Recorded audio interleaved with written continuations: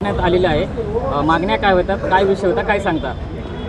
माझा वडार समाज आपल्या रक्ताचं पाणी करून, रक्ताचं घाम करून, कष्ट करून या देशाच्या आणि राज्याच्या प्रगतीत दळणवळणाची रस्ते, टोलेजंग प्रशासकीय इमारती, सिंचनाची धरणे बांधून या राज्याच्या प्रगतीत सहभाग नोंदवणारा, वाटा उचलणारा समाज आहे। या समाजाला शासन, प्रशासन आणि लोकप्रतिनिधी यांनी दुर्लक्ष करून प्रचंड अन्याय केलेला आहे। या अन्यायाच्या विरोधात हा वडार समाज आता जागा झालेला आहे।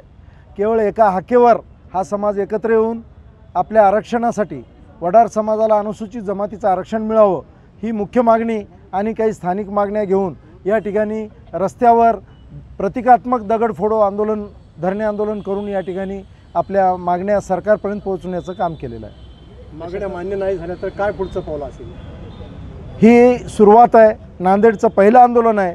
संपूर्ण महाराष्ट्रात सर्व जिल्ह्यामध्ये सेम आंदोलन होतील आणि त्यानंतर जर मागण्या मंजूर झाल्या नाहीत तर ज्या हातोडीनं रस्ते बांधलेले आहेत, ज्या हातोडीनं दगड फोडून प्रशासकीय इमारती बांधलेत, गड किल्ले बांधलेत, त्याच हातोडीनं